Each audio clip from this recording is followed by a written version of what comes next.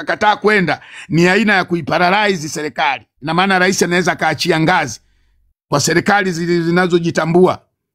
Sasa hiyo nao tumeferi. Kwa nini? Wafanyakazi wote wa serikalini ni CCM. Yani ili ufanye kazi serikalini lazima uwe na kadi ya CCM ambao wameziunganisha na NIDA. Kwa hiyo nao tumeferi. Hii ninanukuu kwa mujibu wa Abili. Sema anakuwa anaongea kwa Kiingereza zaidi, mimi nitaifafanua kwa Kiswahili zaidi. Hiyo ni aina ya pili. Wafanyakazi wa serikalini walishanunuliwa na serikali. Kwa hiyo kuitoa serikali madarakani kwa njia ya wafanyakazi kama manesi, wa mapolisi na nini, hatuwezi tena. Kwa sababu wameshakuwa machawa. Kwa hiyo hii njia ya tatu ambayo ndo anaiongelea Abili na ndio ambayo tumefanikiwa tarehe 29, ndio tuirudie tena tarehe 9. Hii njia ya tatu huwa haina msamaha. Njia ya tatu huwa ni lazima uiondoe serikali kwa njia ya maandamano yasio na kikomo. Nadhani mmenielewa sasa hapo alipokuwa anasema hiyo. Nadhani mtakuwa mmenielewa mambo ya kuparalyze hayo. Anyway, nadhani mmenielewa hizo njia tatu. 2 tumeshaferi, 1 ndio tunaisubiria. Tunafungua mjadala wetu. Atakaye kuja hapa kuongea leo tutamruhusu dakika 1 aongee kwake ya moyoni, lakini sio ya wewe na mke wako. Yani kama labda umeona huko nini, labda umeona huko waziri anafanya hivi, unaruhusiwa dakika 1. Dakika 2 kandamiza kwenye maandamano, mabango, nini, namna utokaji, kuhamasisha. Nadhani nimeeleweka. Karibu Twa. Asante kaka Sama, umeeleweka vizuri sana. Na mimi leo napenda sana kuzungumzia habari ya katiba mpya kwa sababu ndio msingi mkubwa sana wa maandamano. Matatizo yote ambayo Watanzania wanapigia kelele yamewekwa kwenye katiba. Katiba yetu ikiwa imara, basi mambo yote ambayo tunayalalamikia yatakuwa sawa. Na katiba ambayo tunatumia hivi sasa ni katiba ya mwaka 1997. Hiyo katiba iliandikwa na wazee 7 wa Chama cha Mapinduzi. Kwa hiyo hata katiba ambayo tunatumia hivi sasa ni katiba ambayo iliandikwa na Chama cha Mapinduzi na ni katiba ambayo iliandikwa kwa msingi wa chama kimoja. Twa na kukatisha kidogo. Jamani, wekeni makopa. Wekeni makopa plot maana wamesharipoti mara 3. Inashika shushwa kama juzi nilipigwa tu ikashuka. Wameibani ile akaunti ya juzi. Hii ni mpya. Umeona? Wekeni makopa. Ana virozi hivyo, sio mbaya kuiprotect. Kwa hiyo ndo hivyo. Endelea Mwaipaja.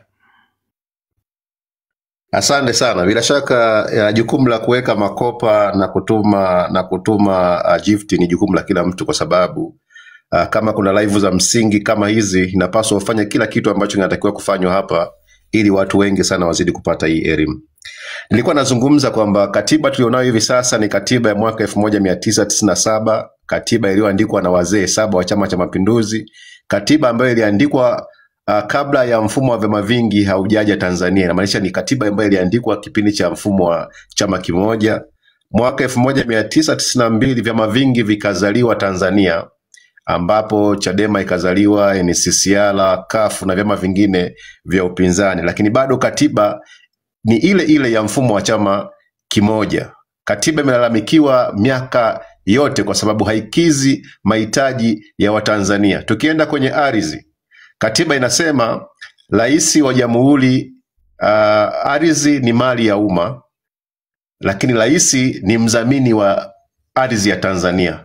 Kwa hiyo ardhi ambayo unamiliki wewe na familia yako na wazazi wako hapo nyumbani, hiyo ardhi ambayo unakanyaga hapo nyumbani kwenu, hiyo ardhi ni mali ya umma, yani ni mali ya wananchi, lakini mdhamini wake ni rais. Ndio maana wachimbaji wa madini, bangi leo ikikutwa kwenye shamba la Mtanzania, bangi ikikutwa kwenye shamba lako ni ya kwako.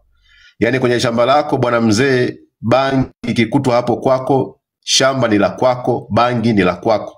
Lakini kwenye shamba la Mtanzania leo yakipatikana madini ni ya serikali, ardhi ni ya serikali. Ndio maana sehemu yoyote ambayo wananchi wamegundua madini kwa vifaa duni, wamepima wenyewe, wamegundua madini, wakishagundua tu madini, iwe dhahabu, iwe almasi. Wakishagundua tu wa Tanzania madini, serikali inakuja inasema eneo hilo ni la mwekezaji, inapoka ardhi ya Mtanzania, na Mtanzania anakosa haki. Kwa sababu gani? Katiba inasema ardhi ni mali ya umma, lakini mdhamini wake ni rais. Muda wote anaweza katoa udhamini wake na ardhi yako ikapolwa kama ina mali. Lakini bangi kuto hapo kwako, bangi ni ya kwako, sio ya rais, wala sio hautaambiwa kwamba hiyo ni mali ya umma. Kwa hiyo ndugu zangu, katiba inagusa wafugaji, inagusa ardhi, inagusa maisha yetu. Twende kwenye haki za binadamu. Katiba inatambua haki ya kuishi. Haki ya kuishi ni haki ya msingi sana, lakini haijawekewa misingi ya ulinzi hiyo haki ya kuishi, kwa sababu mtu aliyopewa mamlaka makubwa kwenye nchi hii ni rais. Rais anamteua amiri jeshi mkuu, yani yeye ni amiri jeshi mkuu, anamteua IGP, anamteua mkurugenzi wa usalama wa taifa, anamteua mkuu wa majeshi. Hawa wote wanamtii amiri jeshi mkuu kwa sababu yeye ndio amewateua. Muda wote watakapoenda kinyume na yeye atawaachisha kazi. Kwa hiyo watu wanapotekwa, watu wanapopotezwa, mtu namba moja wa kuwajibika ni amiri jeshi mkuu, kwa sababu yeye ndio anateua vyombo vyote vya ulinzi na usalama ambavyo vina wajibu wa kuhakikisha Watanzania wanakuwa salama: wanajeshi, polisi na mkurugenzi wa usalama wa taifa. Inamaanisha hivi vyombo vyote ni vya rais, lakini watu wanapotea, watu wanauawa, hawasemi chochote kwa sababu yule mteule wa kwanza namba moja rais. Hawafokei vyombo vya chini, na hivi vyombo vya chini vinamtii yeye. Hilo la pili. Jambo jingine, katiba yetu ya Jamhuri ya Muungano wa Tanzania imempatia mamlaka rais ya kuteua majaji wa mahakama kuu. Rais anateua majaji wa rufani na majaji wa mahakama kuu na majaji wa rufani. Sasa leo kama rais yeye ni mdhamini wa ardhi yako, ndio maana wananchi unakuta serikali imepola ardhi, mnaenda mahakamani kwenda kudai haki yenu ya ardhi, hampati. Mtapataje wakati ardhi mdhamini wake ni rais? Unaenda mahakamani unakutana na jaji ameteuliwa na rais, jaji wa mahakama kuu, jaji wa rufani na mahakama zote zilizopo chini zake, mamlaka yapo kwa rais. Watanzania wanashindwa kupata haki kwa sababu katiba imeoziwa na mtu mmoja, madaraka makubwa anayo rais. Twende kwenye mikoa. Ukienda kwenye mikoa unakutana na mkuu wa mkoa. Huyu ni mwenyekiti wa kamati ya ulinzi na usalama. Anaamrisha bunduki zote pale. Yani OCD, sijui RPC, yuko chini ya mkuu wa mkoa. Twende wilayani. Ukienda wilayani unakutana kuna OCD, kuna afisa tawala. Unakutana pale kuna mkuu wa wilaya. Yani mkuu wa wilaya hapo katikati kulikuwa kuna mkuu wa wilaya anaitwa Joketi. Joketi hana mafunzo ya mgambo. Alikuwa mkuu wa wilaya, lakini akiwa wilayani anamcontrol OCD mwenye mafunzo ya kipolisi, anajua kutumia bunduki, lakini yuko chini ya Joketi. Hivi unaweza kujua nchi ni aina gani? Kwa nini wanaweka katiba imeruhusu hivi vyeo vya kisiasa? Wameweka hivi vyeo vya kisiasa, hawa wote ni wapambe wa rais na wana mamlaka makubwa kuliko mbunge aliyochaguliwa, kuliko OCD na vyombo vyote vya ulinzi na usalama. Vinamtii mkuu wa wilaya, mkuu wa mikoa, kwa sababu hawa watu wako pale ni wawakilishi wa rais. OCD akimwona mkuu wa wilaya anamuona kama amemwona rais kwenye wilaya yake. Ndio maana watu wanapolwa ardhi. Mkuu wa wilaya anatoka Dar es Salaam, Temeke, Buza, anapelekwa Mwanza. Anapelekwa Mwanza kule Ukelewe. Wakelewe wavuvi wanajua historia yao ya kivuvi, wanajua maisha yao na tamaduni zao. Mtu ametoka Buza unampeleka Ukelewe, Mwanza, anaenda kuchoma nyavu za watu kwa sababu hajui thamani ya nyavu, hajui thamani ya uvuvi, hajui thamani ya samaki. Ndio maana mapendekezo ya kwenye katiba mpya ya rasimu Jaji Sinde Warioba walisema kama mkuu wa wilaya, mkuu wa mikoa anatakiwa, basi watu wa eneo husika wamchague mtu ambaye wanamjua wao, atajua tamaduni zao na atawalinda, ataheshimu mila na desturi za kwao. La mwisho, kwa nini tunapigania katiba mpya? Kwa nini tunapigania katiba mpya? Tunataka wananchi wawe wana mamlaka na nchi yao. Ukisoma katiba ya Jamhuri ya Muungano wa Tanzania ibara ya 8 inasema mamlaka yote yatatoka kwa wananchi. Yani sisi tunapaswa tumchague mwenyekiti wa serikali ya mtaa wa kwetu, mwenyekiti wa serikali ya kijiji na kitongoji. Wewe Mtanzania unayonisikiliza sasa, jiulize, Hapo ulipo hivi sasa una mamlaka ya kumchagua mwenyekiti wa serikali ya mtaa, kijiji au kitongoji. Tumefanya uchaguzi wa serikali ya mtaa, vijiji na vitongoji mwaka jana, mwaka 2024. Serikali ya Chama cha Mapinduzi imepola haki ya wananchi, nchi nzima imejipitisha wao na chama chao, Chama cha Mapinduzi. Tunataka katiba iseme wazi kabisa mamlaka yatatoka kwa wananchi, na wananchi watamchagua kiongozi wanayemtaka, awe Chadema, awe kafu, NCCR. Atakayeshinda ndiye atakayewaongoza wananchi. Jambo lingine kubwa, tunataka matokeo ya uraisi yadaiwe yapingwe mahakamani. Haiwezekani matokeo ya serikali ya mwenyekiti wa serikali ya mtaa yanapingwa, matokeo ya diwani yanapingwa mahakamani, matokeo ya mbunge yanapingwa mahakamani, lakini matokeo ya rais hayapingwi mahakamani. Si tu tunataka matokeo ya rais yapingwe mahakamani, ila kuna time frame. Kesi unaweza ukaenda kupinga mbunge mahakamani, kesi ikaendeshwa miaka 5, yani tangu ameshinda mpaka uchaguzi mwingine unafika, kesi haijaamliwa. Tunataka kesi ya kiuchaguzi ndani ya miezi 6 au miezi 3 iamuliwe, mtu apewe haki yake. Kama anatenguliwa ubunge, basi ubunge utenguliwe. Tunataka katiba ambayo italinda wananchi, katiba ambayo itatupatia mahakama huru. Ukimtoa rais kuteua majaji mahakamani na majaji wa mahakama kuu na majaji wa rufani, mahakama zitakuwa huru. Ukienda Kenya hivi leo, rais anaweza kapitisha sheria yoyote, bunge likapitisha, rais akasaini, lakini mahakama ikastopisha hiyo sheria isitumike, kwa sababu mahakama ya Kenya ni huru. Mahakama ya Afrika Kusini ni huru, lakini Tanzania mahakama yetu sio huru. Tunataka tupate mahakama huru. Haya ndiyo madai ya msingi. Tukidai katiba mpya, kila kitu kitalindwa kwa mujibu wa katiba ya Jamhuri ya Muungano wa Tanzania. Kwa hiyo hiki ambacho nasikia mimi nazungumza, mtu yote akikuuliza madai yenu ni nini, tunataka katiba mpya, kwani katiba mpya ndiyo mwarobaini wa matatizo yote ambayo yanasumbua wa Tanzania. Kaka Sama, leo nikasema nijikite kwenye katiba peke yake. Naomba niwakilishe kwenu na watu wote ambao wananisikiliza, na baada ya hapo tuendelee na mjadala wetu. Asante sana. Okay, asante sana Bwana Mwaipaya. Watu wameisikia watu nadhani wamesikia. Kwa jamani, tutaanza mjadala, tutapandisha watu. Kwa hiyo watu tutakuwa tunajadili hiyo tuliosema. Kwanza kabla ya yote, huyu bwana alibakiza nani watu 300. Huyu bwana mfollow hapa watu 300, alafu baadaye nitamshusha ili aanze kufungua live. Jana alisema walikomea 700. Kwa hiyo kwanza tuanze na huyo. Jana nani wewe ukupata nafasi? Sweetie, karibu. Jana ulikuwa kwenye mstari kwa kweli mrefu. Sasa hizi nitakuwa najitahidi na waangalia hata ambao wakupata na Shahidi naye ukupata jana, na ulikaa sana kwenye foleni. Huyu huku Trump mpeni mwekeni followers 9. Kwa hiyo live zinatakiwa ziwe nyingi, kwa sababu mmeona umo kwenye serikali inasema kwamba sisi ni wafanya fujo, lakini mimi sioni kama tunafanya fujo. Tatizo sisi tunawaelewesha wananchi nchi inaendaje. Sisi tunakuwa maadui kwa sababu tunawafumbua macho wa Tanzania. Tumejitahidi, tumetengeneza kitu kimoja ambacho kimeleta manufaa sana, lakini kama mtakuwa mmetuliza akili.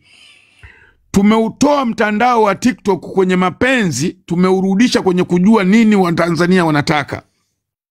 Tumeufunga mtandao wa TikTok kutoka kukata viuno, kufanya nini, kuchambana, sijua kina nani na nani, wanapeana siku micharazano.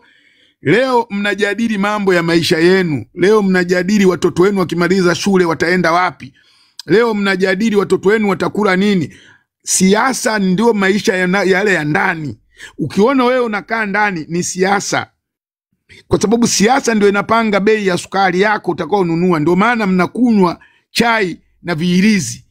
Ukinywa chai na viirizi, hayo sio maisha. Chai na vimajani vya irizi, sukari za irizi, sio maisha. Sio maisha. Sijui kama mnanielewa nikisema irizi. Nikisema irizi maana yake ni hivi. Mangi ananunua kasukari kilo moja, anaanza kutoa vipakti vya irizi na vimajani vya chai vya irizi. Ili nini? Viendane na maisha ya Mtanzania. Kwa sababu Mtanzania hana uwezo wa kununua kilo moja ya sukari. Hana uwezo wa kununua pakti ya majani. Ananunua viirizi kwa sababu ni ile siku moja ipite. Anamtuma mwanae kanunue viirizi viwili vya majani na vya sukari. Na kasiresi kamoja au visiresi vitatu. Ile siku imeisha. Ina maana akienda kuhangaika huko mtaani, akikosa hela tayari wanatazamana ndani. Sijui kama mtakuwa mnanielewa. Kwa hiyo mimi ndo nasema kwamba tujikiteni saizi sana kwenye siasa. Umeona tumejikita kwenye siasa, tunaifanya na serikali inapata changamoto. Ndio maana mnaona saizi kila waziri anatoka matamko nini, jamani tulieni. Sababu ya haya mamidahalo hapa, hakuna kingine. Na wapieni haki ya Mungu, nipo hapa. Hii midahalo ndio inaifanya serikali ipate adabu. Lakini mnapoendekeza si Baba Levo, Doto Magari na hapa ipo, sijui Rumaisa amekata kiuno, si Kibomba amefanya nini, msiende huko. Msiende huko saizi. Jikiteni hapa. Ukijikita hapa, mpenzi wako hatauza miogo. Wengine mna madem zenu hapa anatembeza miogo mibichi. Na unajisifu ni mimi pini yangu imepeleka miogo gereji. Demu wako kapeleka miogo gereji. Miogo mibichi na matango. Una demu hapo wewe. Huna demu. Hakuna biashara mbovu kama hizo. Zinatuzalilisha dada zetu. Na zinaleta mamimba nyumbani. Mamimba yasiyotarajiwa yanakuja nyumbani. Na akishapigwa mimba yule mwanamke umaskini tayari. Anatembea na limimba, anatembeza miogo. Watu hawanunui tena. Watu walikuwa wananunua miogo kwa sababu alikuwa hana mimba, wanaangalia lile tako pale anapiga anaona safi. Akishaona kuna tumbo, anakuambia atanunua miogo aliyokupa mimba. Chanzo cha mtoto kupata msongo wa mawazo hivi mpaka anakufa binti wa watu. Kwa sababu nini? Ni nchi yenyewe ndio inasababisha hayo maumivu. Kwa sababu unamaliza shule ujui chochote. Wanafunzi wa kike walitakiwa wewe wanapewa yale home craft. Yale mashule ya zamani ya home craft, kushona, cherehani, sikupamba maua, utengenezaji wa keki, sikufanya nini. Hizo unamaliza shule unajua kushona, kutalizi, kutengeneza keki, kupamba mapambo ya kwenye maharusi. Lakini leo unamaliza shule unatembeza miogo, una ujuzi wote. Mnafanya nini? Ukimaliza shule sana mnajua kwaya tu kwa sababu mmeshaimbishwa karudi baba mmoja mpaka mmechoka. Ndio maana inabidi utamkuta tu binti bora akaimbe kwaya ya kanisa. Kwa sababu huna shughuli yoyote. Anyway, nilikuwa nagusia tu sweet inaweza kaanza hapo. Changia sweet dakika zako 3. Okay, asante Kasama kwa time. Okay, nilikuwa nataka kuzungumza vitu vichache kwa ajili ya sisi wa Tanzania. Mara nyingi tumekuwa na watu wa kujisahau ambako tunaelekezwa kila siku kuhusu maandamano. Watu wamekuwa wanatishiana mitaani kwamba msiende kuandamana kwa sababu mtauliwa. Bro, hivyo watu wanatakiwa waelewe kitu kimoja. Kipindi cha nyuma wakati Tundu Lissu amekamatwa, watu walikuwa hawajaandamana, lakini Tundu Lissu alikamatwa kwa sababu system ambayo tunao Tanzania ni ngumu sana. Yaani viongozi wako pale hawana akili ya kufikiria kuweza kuweka nchi vizuri, wana akili ya kufikiria kuiba na pia wana akili ya kufikiria kukandamiza watu. Na nataka niwaambie Watanzania wenzangu kwamba Watanzania wengi sio wajinga. Bahati mbaya labda tulikuwa hatuna uwezo wa kusimama kwenye misimamo yetu ya kujua nini kinachoendelea. Ashukuriwe Mungu tumepata watu wachache kutufungulia vitu vinavyoendelea kwenye nchi. Na hamna kitu kibaya kama uishi na adui hata kwenye nyumba. Unajua kuna wale siblings ndugu zako ambao unaishi nao lakini kuna wabaya, yani huwajui, wanakuchekea unawafurahia lakini kumbe nyuma yake walikuwa hawapendi hata success yako. So ni sawa tu na serikali yetu ya Tanzania. Yani mara zote tulikuwa tunawaheshimu, tunawapenda na kuwaheshimu kwamba waziri amepita, ngoja nipate selfie na waziri. Ulikuwa upasi kupata selfie na waziri kwa sababu hiyo waziri ambao unampa selfie na wewe ni mwizi. Hawa viongozi pia wanatakiwa waelewe kitu kimoja. Maandamano ni haki ya binadamu. Kwa mtu ambaye ana elimu nzuri, anaelewa maandamano ni haki ya mtu. Na wewe kama kiongozi inapaswa umpe mtu nafasi ya kwenda kuandamana kwa haki. Usipompa mtu nafasi ya kuandamana kwa haki ukazuia, ndio kinatokea kama kilichotokea. Wameua watoto wengi ambao walikuwa wanatakiwa kuja kulijenga taifa siku za karibuni. Wao ambao wamepewa ile miaka ya Biblia tayari, wengi wana miaka hiyo ya bonus, wako hapo sijui wanafanya nini. Wanatakiwa waachie nchi kwa watoto ambao wana akili tayari, wamesoma, wanaelewa vitu vinavyoendelea duniani. Jambo lingine ambalo nataka kusema kuhusu pia maandamano ya tarehe 9, wanasema watu wanaoishi diaspora ndio wanahesawishi. Ni sawa, kama vile mlivyo educate watoto wenu kwenye hizo shule nzuri, sisi watoto wakulima hatukuweza kupata nafasi. Watu wamekwenda huko kwenye nchi nyingine, wameona, wamejua uhalisia, wamejua kujua haki zao, wamejua kujitetea. Waacheni wafungue na watu wengine ubongo ulolala.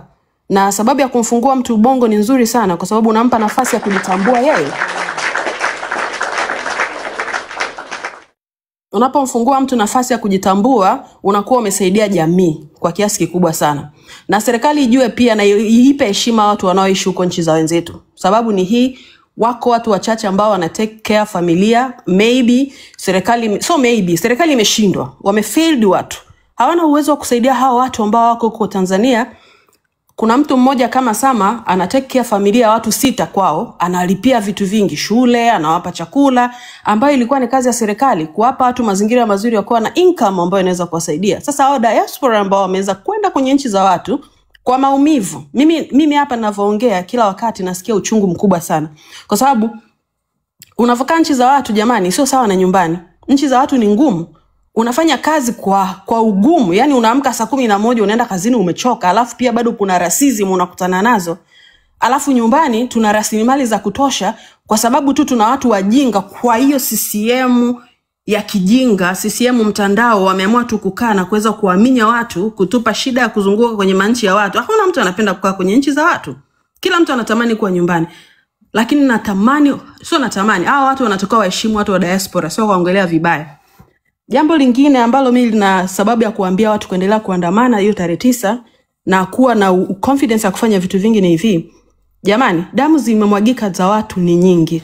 To respect wale watu walienda front. Hamna kitu kigumu kama kwenda front line kwa ajili ya kutetea maslahi ya nchi.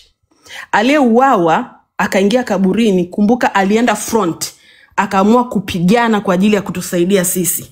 Sasa kama mtu ameenda front kwa ajili yako na mimi, kwa nini leo tuwa let down, tulale, tukubaliane na ujinga wa watu ambao hawana elimu ya... Kwanza watu wengi ambao ni viongozi Afrika hawana elimu ya kuwa viongozi kwa sababu hawajasoma. Hawana hiyo elimu ya kuwa katika management, hawana hiyo elimu ya politics science. Hawajasoma. Kama hawajasoma wanatumia tu nguvu za upumbavu kwa sababu wako kwenye system, basi waelewe watu sasa hivi sio kama zamani. Tunamshukuru Mwenyezi Mungu kwa sababu system ya kuwa na TikTok na Instagram imetusaidia sana. Jambo lingine, serikali iwe na uchungu. Naongea hivi na shake kwa sababu wale watoto ambao wameulizwa, yani wale watoto walikufa, walihitaji tu sikio la watu wazima. Kumbuka wale watoto walienda mtaani, wengine labda waliona tu raha. Wao kaka wengine wameenda mtaani wanazunguka, wanaandamana. Watoto wengine ni wadogo, walikuwa hawana akili ya kujua kinachoendelea. Waliona kaka yangu wa jirani ameenda na wao wakaenda. Wale watoto ni wadogo, hawakuwa na uwezo, ni teenager. Hawana ile akili kubwa ya kujua kwamba hii ni danger. Wakawakumbatia wanajeshi ambao tuliwaamini na jeshi la Tanzania. Mungu awalaani kwa sababu mliwaambia watoto mtawasaidia lakini hamkuwasaidia. Wanajeshi wa Tanzania nyinyi watu wabaya sana, kwa sababu tulisema jeshi litalinda mali na watu wake, lakini hamkuweza kuwalinda wale watoto. Watoto walienda kulilia haki zao mtaani, walitaka sikio tu. Wewe mkuu wa jeshi, kwa nini umeshindwa kusikiliza watoto ambao walihitaji msaada wa kusikilizwa? Mtu una miaka 60 inakuwaje unashindwa kumsaidia mtoto mdogo ambaye anahitaji tu kuambiwa, hata kwa kudanganywa? Sikiliza, hata kwa kudanganywa. Mnaenda kufight na watoto walikuwa hawana hata vyuma vya kuwaua, hawana hizo silaha za kuwaua. Mnapigana na watoto na silaha kama za World War, First World War or Second World War. Why are you fighting with those kids? They are innocent. Hawana uwezo hata wa kupambana na nyie kwa hivyo vyote, lakini mmewaua. Serikali ya Tanzania ni serikali mbaya sana. Sisi wa Tanzania, we don't need to praise them people. Hatutaki kuabudu kwa namna yoyote. So mimi naomba sisi kama wa Tanzania, kwa sababu tunataka kulikomboa taifa, hebu tuwe na adabu ya kuelewa mambo yanayoendelea around. Ujinga wa kuchukulia kila kitu kirahisi, mnaenda kuambatana na hao viongozi wanawapa milioni 3 ni kitu gani jamani? Milioni 3 itakusaidia nini kwenye ada ya mtoto wako? Milioni 3 itakusaidia nini wewe Mtanzania kwenye kula yako? Unakula kiasi gani kwa mwaka? Hiyo milioni 3 wewe itakusaidia kitu gani? Is better uwe na akili ambayo itakusaidia kutafuta zaidi, na sio akili ya kwenda kupokea hela ambayo itaisha. And then what next? Unaendelea kumfaidisha mtu ambaye yuko kwenye system anakula na kumaliza wewe. And then what next? Baada ya miaka 10 mbele, watoto wako watakuwa wanaishi vibaya. Please, we just need to wake up. Tusimame na tujue nchi yetu haiko sehemu salama. Acha kucheka kijinga. Acha kuwa mpumbavu kuabudu watu ambao hawakusaidii. Haya, hao celebrity mwasaidia kwenda kwenye YouTube na kusubscribe. Wamekusaidia nini? Ilivyotokea shida Tanzania tarehe 29, what happened? Walisafiri kwenda Dubai. Kilichotokea ni nini? Kama sio ndugu yako kufa, jirani yako alikufa. Kama sio jirani yako kufa, kuna mtu ulisikia ambao unamjua alikufa. Na hao ambao waliwasaidia wewe kuweza kukua TikTok, kukua YouTube, wao wakina Diamond, I'm not even scared to say because I hate them. Na nimeunfollow them all kwenye platform zote kwa sababu for me ni watu ambao hawana sababu ya kuwa katika maisha yangu. Wameshindwa kutetea watoto. Mimi Sama nikupende, nipende watoto wangu alafu nisikupende wewe. Mimi sio mtu mzuri. Natakiwa nijipende mimi, lakini pia nikumbuke kama tulivyofundishwa na Nyerere, kupendana sisi kwa sisi kama binadamu. I'm sorry guys, mimi kila nikiongea kuhusu hivi vitu lazima tu nitalia kwa sababu nimeona wale watoto wadogo walivyouliwa. Yeah, sorry. Mnao mrekodi clip kama hii, ndio unatakiwa mrekodi, msambaze. Watu wasikie, waone watu wa Tanzania wanahitaji nini. Nye mnao rekodi hii clip, chukua clip weka. Sio mpaka mchukue clip ya Abiri. Weka clip kama hizi, zinaumiza. Mimi nimekuwa kazini, nimeshindwa kufanya kazi. Kuna siku mimi hadi nimekunywa whisky. Pole sana. Hii kitu wewe usilie. Wamelia mataifa ya jirani, wamelia nchi za jirani, wa Sweden wamelia, Finland wamelia, viongozi wengi wamelia. Mbaya wanaongea, wanawaambia kwamba eti wanasema acheni kuwa vibaraka wa wazungu. Tunaachaje kuwa vibaraka wa wazungu? Nyinyi mnakuwa vibaraka wa wazungu, mnachukua pesa za wazungu. Hapana, anayeongea hivyo hajasafiri. Usilinganishe kabisa mzungu na hizi ngozi zetu nyeusi. Msilinganishe kabisa. Ngozi zetu nyeusi zina ubinafsi.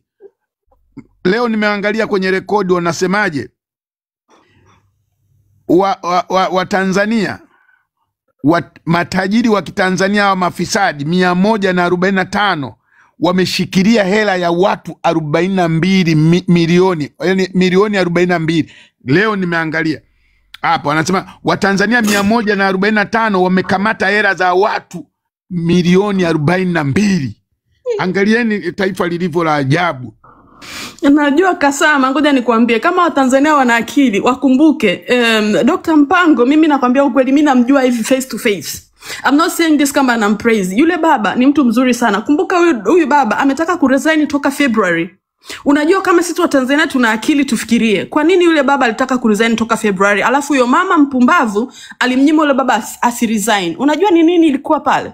Kulikuwa kuna shida kubwa sana. Kama watu walijua kwamba huyu Dr. Mpango ametaka kuresign, na kumbukeni huyu baba pia hakutaka hata kwenda kwenye hizo campaign. Kama tulikuwa ni watu ambao tunaweza kuangalia mbali, mimi nakwambia toka pale February tungejua Tanzania. Yule mzee alikuwaga anasoma upadri yule kaingia tu kwenye masiasa. Yes. Yule Na alikuwa alikuwa padri. he was one of those waziri wa fedha wazuri sana. Mstaarabu, hana shida na mtu. Ndio maana yule baba alivyoona hii shida inakuja February, yule mzee aliandika barua, alitaka kuresign. Yani yule baba alitaka kuresign. Kama sisi wa Tanzania tungekuwa tuna akili, tungeelewa nchi tayari ilikuwa ishaingia sehemu mbaya sana. Lakini to make the story short, sisi wa Tanzania tuamkeni sana. Huyu kaka Ridhiwani sijui ameongea juzi akasema mimi ni waziri wenu, vituo vya mafuta walisema ni vya hivi. Kuna mwizi anasemaga mimi nimeiba? Yes, niko hapa mnikamata. Hakuna mwizi anaweza kusema hivyo. Sama huyo anayepikwa proud pia huyo Ridhiwani kwamba mimi ni waziri wenu. Waziri wa nani? Nani kakuchagua wewe kijana? Lini? Yani watu wanalia damu za watoto. Tumeangalia wale watoto mlivyowapakua, watu wanatafuta miili yao haijapatikana, alafu leo mnapita mtaani mnakuwa proud, mnasema habari yenyewe. Hii isiishe. Nawaambieni wa Tanzania, hii isiishe. Wa Tanzania nawaambieni hii isiishe mpaka tujue mwisho wake. Lakini tukikubali watu kutolewa maubongo hivi afu tunaenda kupewa wali maharage eti waziri wa vijana anakula wali maharage eti. Upumbavu huo wa nini? Tusikubali. Hatutakiwi kukubali. Na hiyo unajua pia kuna hii tabia ya kusema kwamba tuangalie hakuna sasa hivi kuangalia nchi ya Kenya, kuangalia nchi ya Burkina Faso, tunaangalia Tanzania yetu. Hakuna mtu atajenga boma lako kama wewe mwenyewe hujasimama kwa ajili ya boma lako.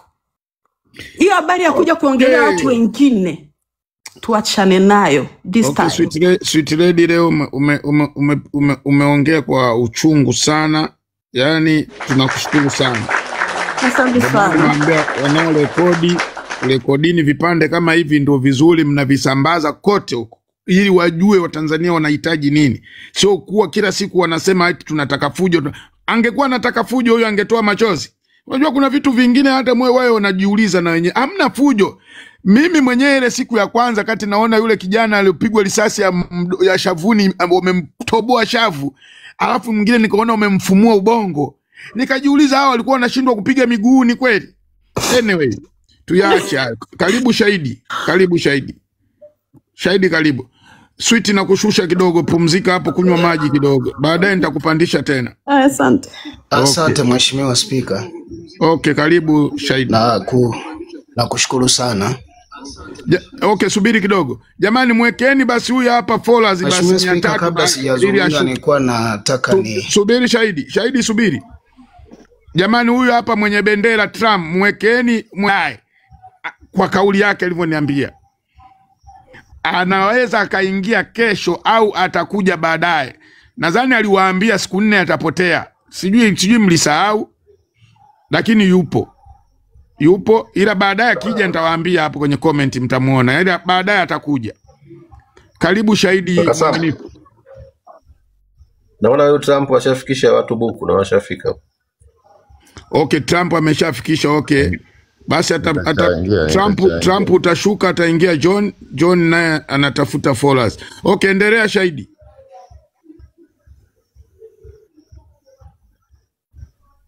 Shahidi, karibu. Nakushukuru sana Mheshimiwa Spika. Nilitaka tu kabla sijatoa mchango wangu.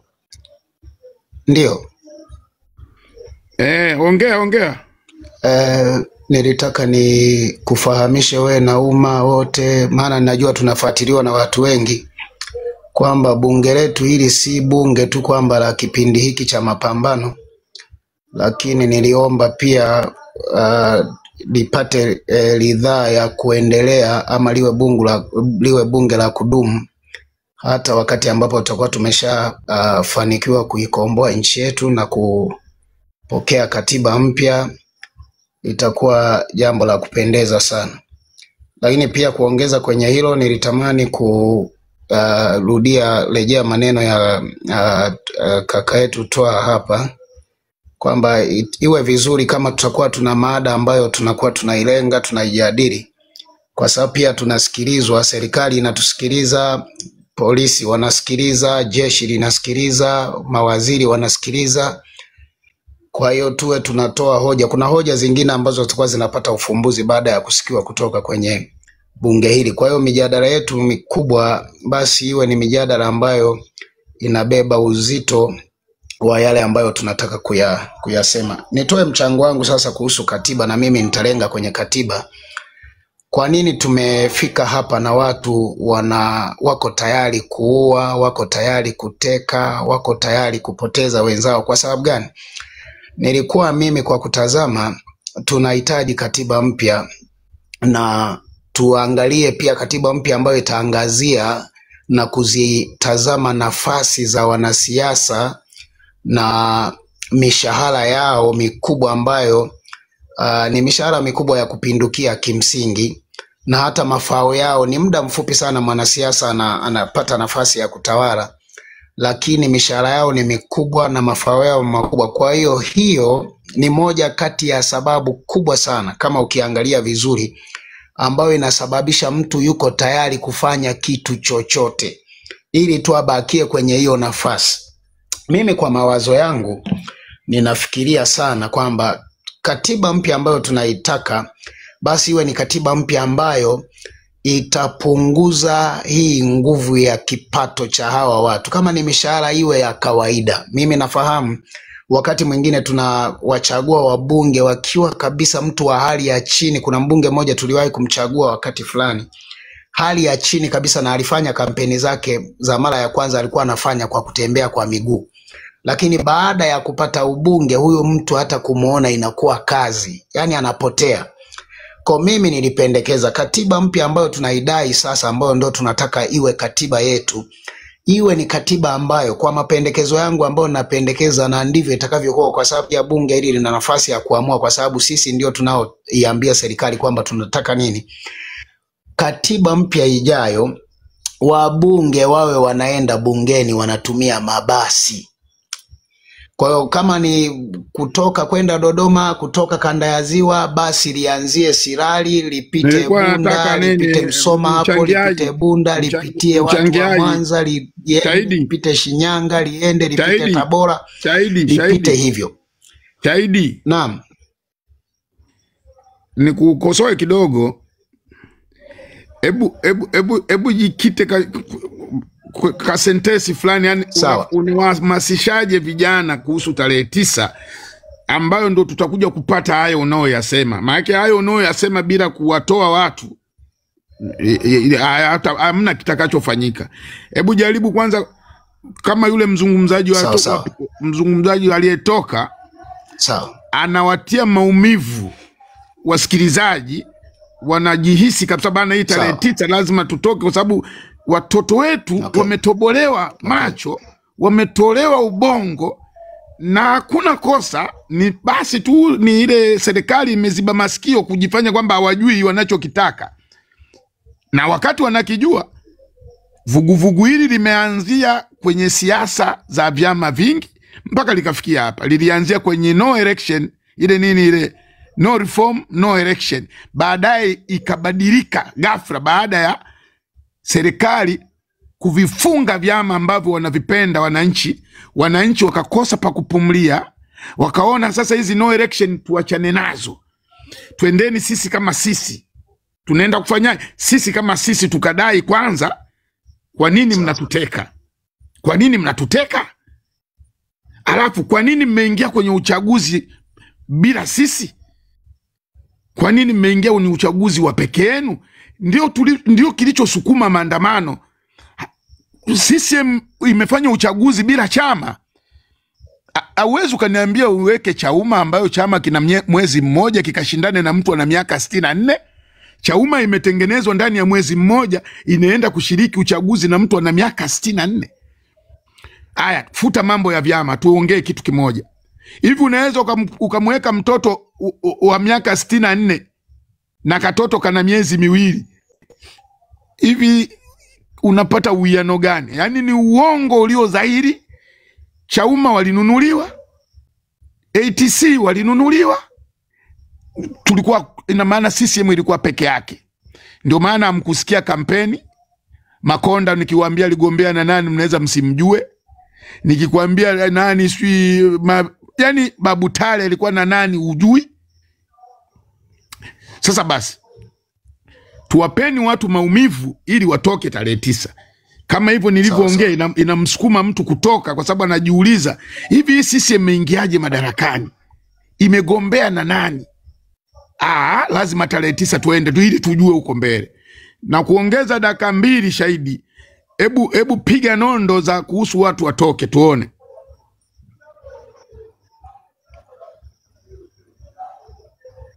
Karibu Shahidi. Sawa Mheshimiwa Spika. Kwa hiyo sasa tunatoka tarehe 9 kwa ajili ya kufanya marekebisho, na ndio maana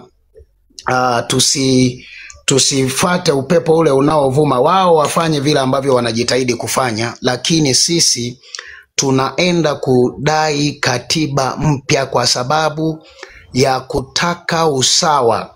Kwa hiyo vijana wote, wazee wote, Watanzania wote tutoke. Kwa sababu gani? Maisha yanavyokwenda na hali ilivyo, kama nilivyosema, wanasiasa hawawezi kuachia. Watafanya kitu chochote, watatumia vitisho vyovyote ambavyo wanaweza kuvitumia ili wabakie kuatamia yale mamali waliojilimbikizia. Na sisi tunataka mkate wa taifa uwe kila mtu apate nafasi ya kuushiriki. Kila mtu apate nafasi ya kuushiriki. Kwa hiyo na mimi tu niseme Mheshimiwa Spika kwamba watu wako tayari kwa ajili ya tarehe 9, hata kama ingekuwaje. Watu wako tayari na wameshajiandaa na wameshajipanga, na hakuna kitu cha kuzuia. Kwa hiyo hakuna kitu kigeni ambacho serikali inaweza ikaja nacho ambacho mtu anaweza akasema ni kigeni. Tena wakati wa mwanzo ndio ilikuwa ngumu, kwa sababu mambo yalikuwa mazito sana, lakini sasa tuko tayari na tunataka mabadiliko, na tunataka tuipate katiba. Na nitaka tu nigusie kitu kimoja ili nishuke niwapishe wengine. Mheshimiwa Spika, nitaka nigusie kwamba Wizara ya Vijana ambayo wameiunda sasa hivi sio hitaji la wananchi wa Tanzania. Unajua wameweka Wizara ya Vijana wakifikiri kwamba labda vijana waliandamana kwa sababu wanataka matakwa tu, au walikuwa wanafuatilia mambo ambayo yanahusu vijana. Maandamano yaliyokuwepo tarehe 29 yalikuwa ni maandamano ambayo yalikuwa yanadai ukombozi na uhuru wa taifa zima kwa vizazi vyake, sio kwa ajili ya vijana. Kwa hiyo hata hiyo kamari ambayo wanacheza ya kujaribu kuwafata tu vijana haitafanya kazi, kwa sababu watu hawakutoka siku ya tarehe 29 kwa sababu ya kufuatilia matakwa tu ya kundi moja la vijana. Kwa tulikuwa tunataka haki kwa ajili ya taifa zima. Hatutaki watu watekwe. Tunataka mtu akiwa na kitu azungumze wazi bila kuwa na shida, azungumze na kesho tumuone akiwa yupo mtaani, akiwa anaendelea na shughuli zake. Kwa Mheshimiwa Spika, kwa sababu nilikuwa nimejipanga kwa namna nyingine na mwelekeo uko kwa namna nyingine, naomba niishie hapo na kushukuru sana.